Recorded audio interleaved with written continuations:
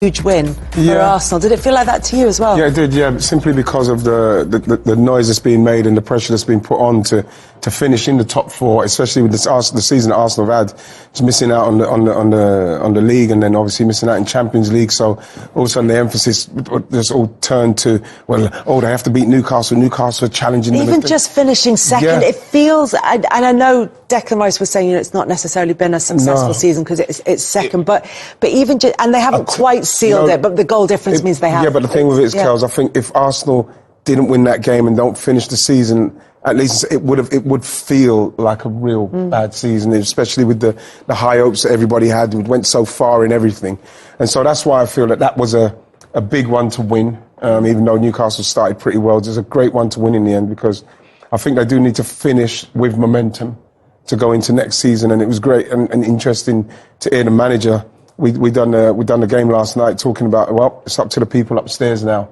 And I'm really pleased that he put that out there, because I'm not sure he himself, with coaching, with everything that's happened with Arsenal this season, could do any more apart from getting more help. That's what he needs now. And he's been saying that they're on the same page, but also saying now they need to make it happen. But you saw the importance yesterday in the game of their big players. Raya had a fantastic game for Arsenal. Well, I always said that's what the keepers are. They have to make saves. Yeah, right. They have to make saves. And it was exceptional. It was a great game. But the battle for the European, for the Champions League place it's relentless. It seems like everybody's waiting somebody to make a mistake. Unfortunately, Newcastle did make a mistake yesterday. I think it was a very positive result, and as Wrighty says, really right about it. Arsenal wants to finish on a high. You know what? I think I'm a great admirer of Mikel Arteta. I think he's done a phenomenal job. But in the last couple of weeks, maybe finishing strong, winning that game was important for Mikel Arteta and everybody else. I mean, Rice goal, that was incredible. I mean, I could watch it all day because it was exceptional. Yeah, what did you like about that technique that he everything about it. Yeah, it was everything about it is really difficult,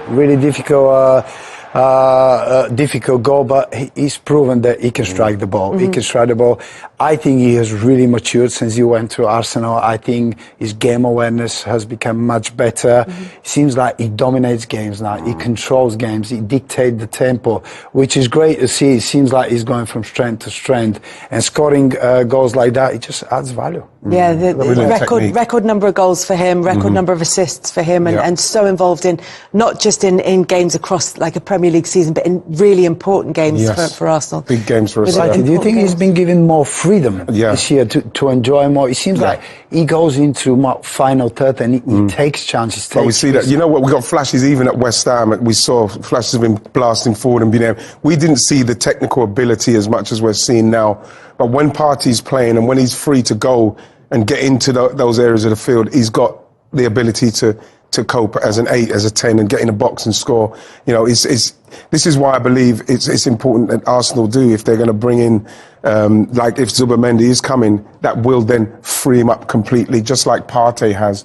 And then what we'll see, obviously, if Partey is a lot more injured, then hopefully Zubimendi will not be as injured as Partey has been, I should say. If then we can get a Declan who can continually go and build on that kind of performance, what we know he's got now. It just opens that race up, because it takes Arsenal out of the equation. So now suddenly you've got those teams all within a point of each other as they head into the final day for everybody bar Manchester City, and of course with Forest and Chelsea playing each other on the final day of the season. It just looks now you've got Newcastle, Chelsea, Villa, Man City and Nottingham Forest all within a point of each other as things stand. There's a chance for City against Bournemouth on Tuesday night to make sure that they can really put themselves in the driving seat there. But, I mean, it couldn't really be much closer, Flo. No, it's so exciting, and I think Newcastle will be especially disappointed given how well they've done against Arsenal in this season, in the League Cup as well. They ended up, I think it was the semi-final, they beat them on the route to the final. So they will be, and I don't think they conceded in any of those games either, so they'll be really disappointed about that result, because if they had got that momentum, they would have felt like, okay, we're in the driving seat now. I think Isak was a massive miss, Flo. Yeah, Callum Wilson having to come in wasn't ideal, so they now have to do it on the final day, and that's a lot of pressure because most teams wouldn't want that. And they have a home game, but it's against Everton, and I know Everton don't have anything to play for, but they've looked strong at times in the league, certainly since David Moyes has come in. So it's not necessarily a straightforward game for them to have on the last day of the season. The matchup between Forest and Chelsea could be the one. You know, there's a scenario where Forest and Chelsea could draw, and that isn't enough for either of them. They're the teams that miss out. Yeah, also Aston Villa playing at Man United away. Yeah. You know, it's all the Villa fans at the moment are excited that the Man United, you know, they won't be prepared for that game. Depends on obviously the European final.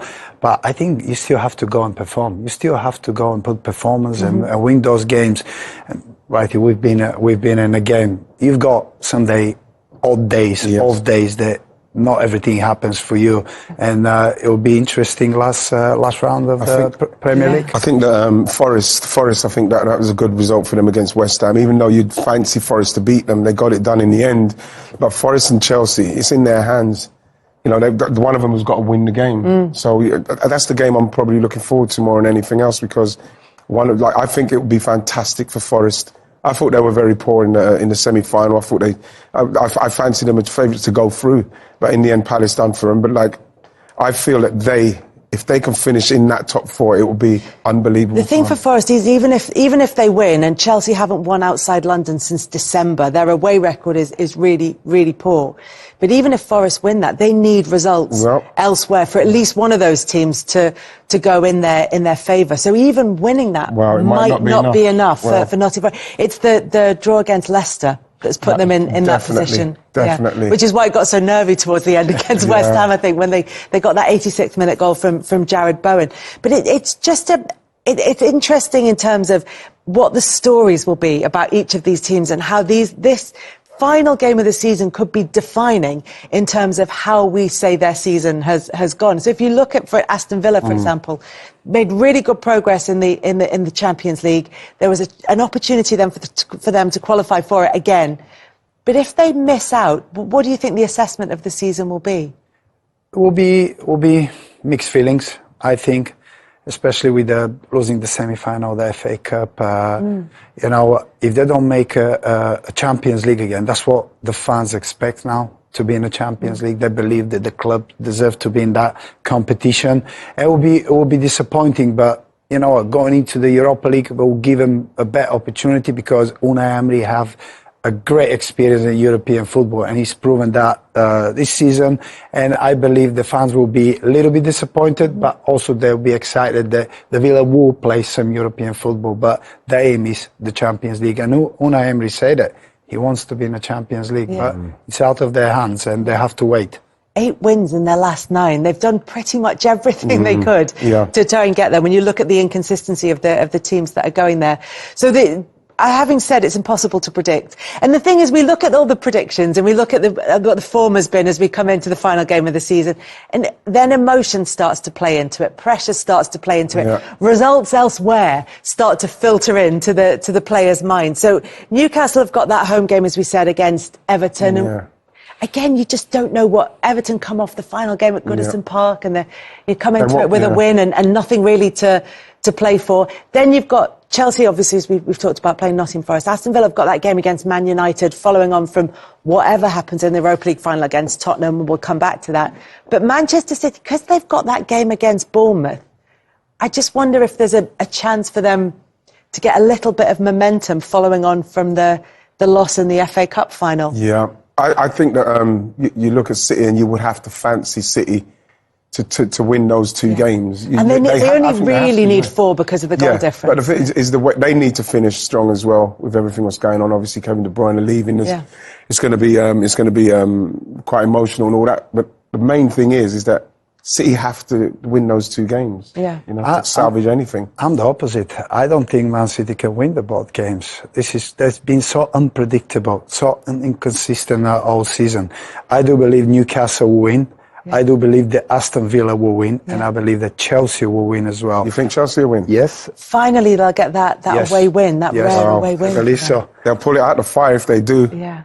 But this is interesting how those games came to the last day of the season. Yeah. And all of them are fighting Yeah. for European sport. And it's incredible. This is why the Premier League is the best league in the world. And it's exciting. Do you know what I think when you're talking about Manchester City, one of the things that keeps occurring to me is normally we've said this all season, but Manchester City can perform when it matters. The thing is, what we saw in the FA Cup final, and they did start incredibly well in the cup final.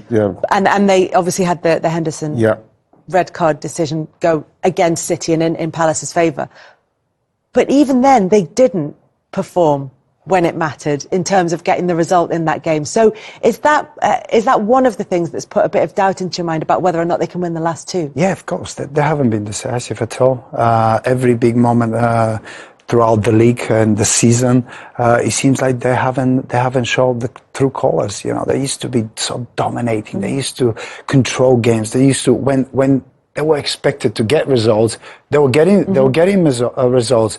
But at the moment, that's not the case. It seems like the teams really understand where's the issues now with Manchester City, and they kind of have the confidence to go and get something from them. That's why it's a little bit doubtful for me. I think the hesitancy as well with Haaland not taking the penalty, experienced striker, you know, top striker in our league.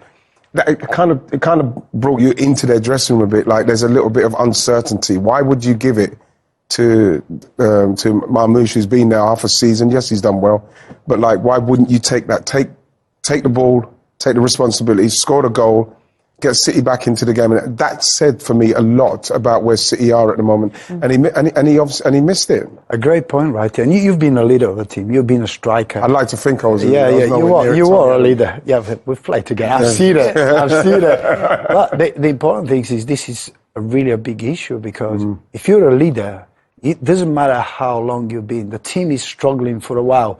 You go and take that responsibility. You don't give it to somebody else. You go and you take that responsibility. If you fail, you take it with pride, because that's what leaders do. Yeah. And it seems like there is not a leadership and a leader in Man City at the moment. At the moment, yeah. I felt for Marmoush. Yeah. Because he's coming halfway through the season, and 6 and 12, he's done brilliantly adapting to a new style. And, you know, he was very much more transitional where he was playing, and then you've got him now come to City. It's very heavy, like slow build up, and he's adapted well. And for him he's almost finishing the season with missing the in the game like that. And it just felt really, missing the final, like, it just felt really like somebody should have taken that responsibility off of him. It's also true that Haaland's missed a few penalties as well. He's not got a perfect record by any stretch of the imagination. By his standard, in that game, that's the level. That's where we'll judge Haaland, in those big games, in the big moments.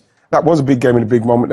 They needed to score the goal, and you know he passed the penalty to Marmoush. Can't understand it. Yeah, Kelly, if you're a captain of the team, you know how the season is panned out. You had a lot of issues. You know the feeling. You know who the main players are. You go and make that decision. You go and you take it, because you're our main striker. You miss penalty, but you've scored penalty, and you've been a big player for us, and you make that decision. Yeah.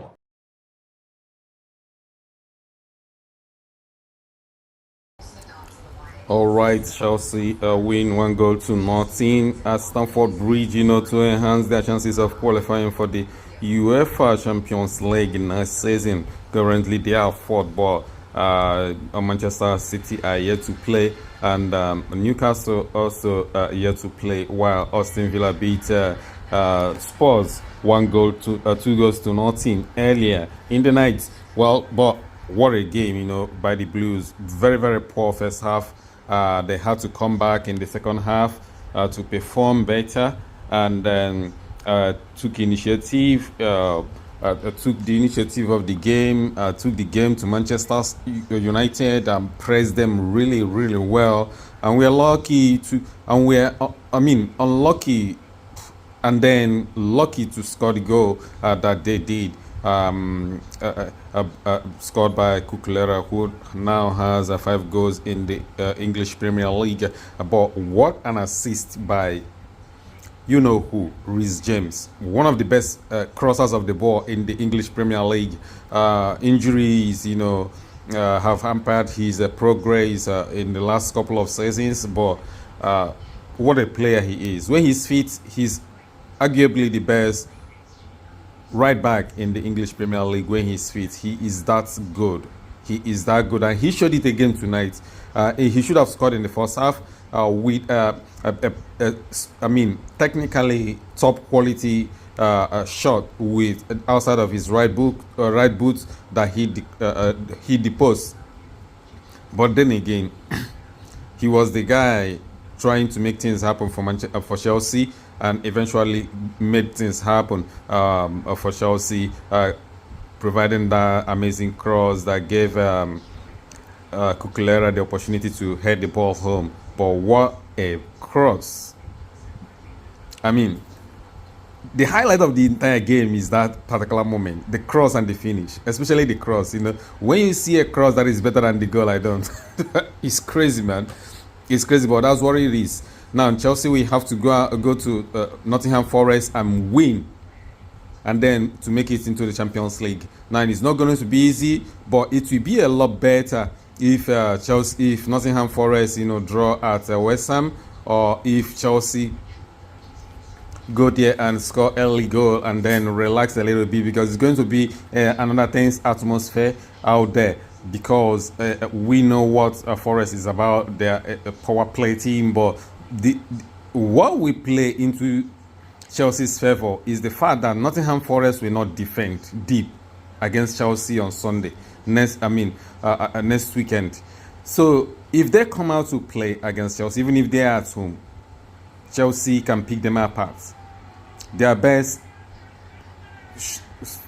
way of play is always to sit back and then hit people on the counter. But in that particular game, they need to win as well as Chelsea needs to win. So they cannot afford to sit back and wait. They cannot. They don't have that luxury. They won't have that luxury, that day.